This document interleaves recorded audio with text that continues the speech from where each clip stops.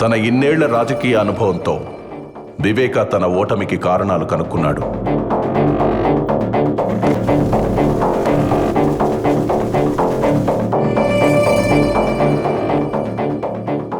తన ఇన్నేళ్ల రాజకీయ అనుభవంతో వివేక తన ఓటమికి కారణాలు కనుక్కున్నాడు.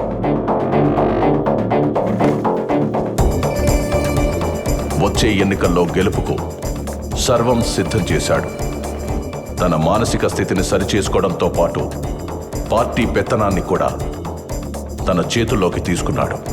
పులివెందుల రాజకీయంపై తమ ఆధిపత్య పరంపర కొనసాగనివ్వడం కోసం యువ నాయకుడిలా యాక్టివ్గా ఉంటూ అన్ని విధాలుగా ఎఫర్ట్ పెడుతూ రగిలే ఓ బడబాగ్నిలా దూసుకొస్తున్న వివేక తన ఇంటి నుండి కారు మబ్బు కమ్ముకొస్తుందనే విషయాన్ని తెలుసుకోలేకపోయాడు.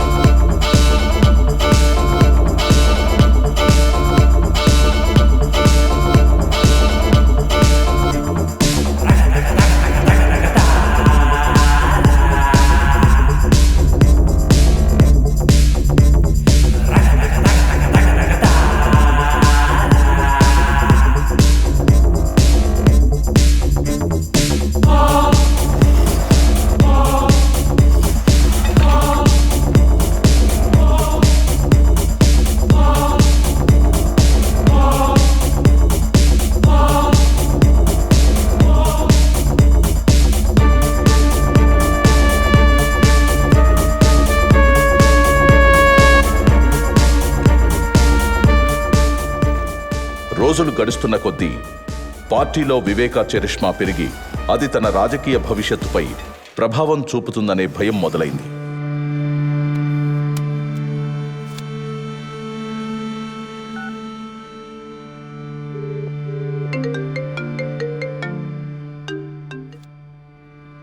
చెప్పు అవినాష్. నువ్వే ఏదో ఒకటి చేయాలి భారతి, లేకపోతే ఈయన మనల్ని రాజకీయం నుంచి శాశ్వతంగా దూరం చేసేస్తాడేమో. నువ్వేం కంగారు పడుకు, నేను చూసుకుంటాను. జగన్తో నేను మాట్లాడతాను.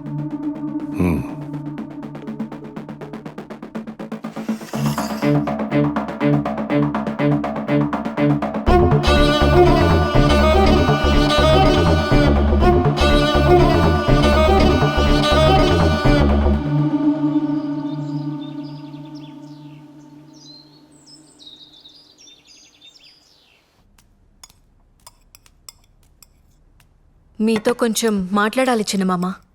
రాజకీయమా లేక కుటుంబ విషయమా? ఈ కుటుంబానికి రెండు ఒకటే గదా. ఎందుకు చిన్నమామ నేనంటే అంత కోపం మీకు? నేనేం పాపం చేశాను? ఒక్కసారైనా నన్ను ఈ కుటుంబంలో మనిషిగా చూసారా? షర్మిలమ్మ, నేను, సునీత కలిసే పెరిగాం కదా. షర్మిలమ్మను హైలైట్ చేసి మెచ్చుకున్నట్లు, గౌరవించినట్టు ఎప్పుడైనా నా గురించి ఒక్క మంచి మాట అన్నారా? షర్మిలమ్మను ఎవ్వరూ ఊరికే హైలైట్ చేయడం లేదమ్మా. మీ ఆయన వెళ్ళి జైల్లో కూర్చుంటే షర్మిలమ్మ ఆడబిడ్డైనా వెళ్ళి పాదయాత్ర చేసింది. ఎండకు వానకు జనాల్లో కలిసి తిరిగింది. ఎంతో కష్టపడింది. అందుకే అంత మంచి పేరు సంపాదించుకుంది. పోనీ నువ్వు చేయలేకపోయావా పాదయాత్ర? అప్పుడు అందరూ నిన్నే హైలైట్ చేసి మాట్లాడుకునేవారు. అవన్నీ నా వల్ల అవ్వలేండి గాని మా వాళ్లకు అదే అవినాష్కి ఎంపీ సీట్ అడిగితే ఎందుకంత స్వార్థంగా వద్దంటుండారు? ఏమ్మా, షర్మిలమ్మ పడ్డ కష్టానికి ఏదో మా వంతు సహాయంగా చిన్న ఎంపీ టికెట్ ఇచ్చి సరిపెడదామనుకుంటుండా. ఆమె చేసిన దానికి ఆ సీటు కూడా తక్కువే. తను తలుచుకుంటే ఒక మంచి నాయకురాలవుతుంది.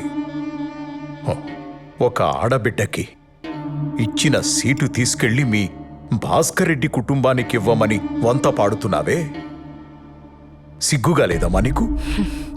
సరే, నేను వెళ్తున్నాను. మీరు భోజనం చేసి కడుపు నింపుకునే రండి. మీరెప్పుడు నన్ను ఒప్పుకోరు. షర్మిలమ్మ కడప ఎంపీ ఏంది?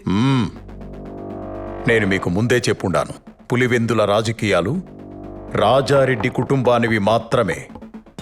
ఆ అవినాష్ని జమ్మల మడుగులో నిలబడమను. నేనే క్యాంపెయిన్ చేసి గెలిపించుకుంటాను.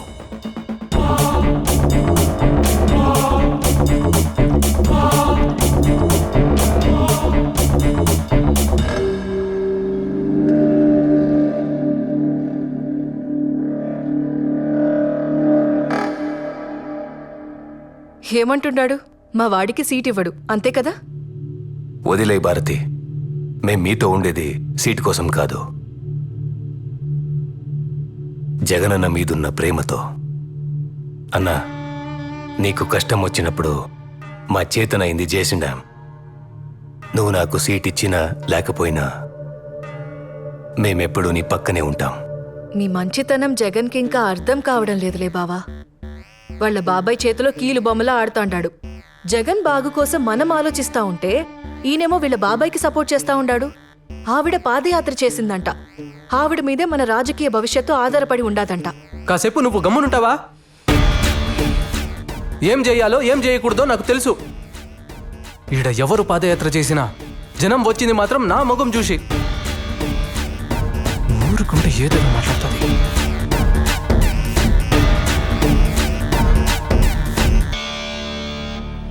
ఎలా ఉన్నారు చిన్నాయన? సడన్ గా పిలిచినారు? షర్మిలమ్మ, కడప ఎంపీగా నువ్వే నిలబడుతుంటావు. చిన్నాయన, అన్న చెప్పారు కదా ఆ సీటుని అవినాష్కి ఇస్తున్నారని. మరి నీ సంగతి ఏంటి తల్లి? నాదేముంది, మనది పార్టీ, మనది జెండా. అయినా అన్న ఇప్పుడు నాకేం తక్కువ చేస్తుండాడు?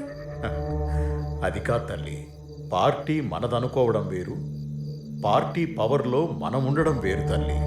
నాకేం తెలుసు చిన్నాయన ఈ రాజకీయాలన్నీ? నీకేమీ తెలియకుండానే పాదయాత్ర చేసినావా?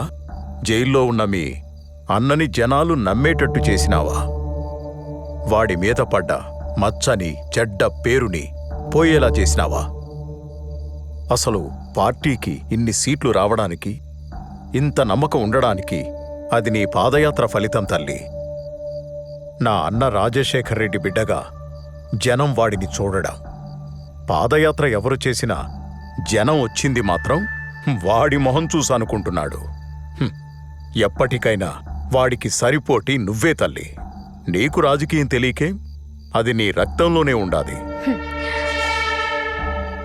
మనం అనుకుని నిలబడతాననుకుంటే అన్న బాధపడతాడు చిన్నాయన. అన్న నుంచి ఈ మాట వస్తే ఖచ్చితంగా నిలబడతాను. షర్మిలమ్మ, నేను బతికుండగా నీకో దారి చూపాలనుకుంటున్నాను. మీ నాయనకు కూడా తెలుసు జగన్ ఎలాంటివాడో. అందుకే వాణ్ణి ఎక్కడ ఉంచాలో అక్కడే ఉంచాడు. అది నీకు తెలిసేపాటికి నేను ఉంటానో లేదో తెలియదు. అన్నీ నీకు అర్థం కావలసిన టైంకి అర్థమవుతాయి. ఇప్పుడు నా మాటకు నువ్వెదురు చెప్పకుండా కడపకు ఎంపీగా నామినేషన్ వేయడానికి నువ్వు సిద్ధంగా ఉండు తల్లి.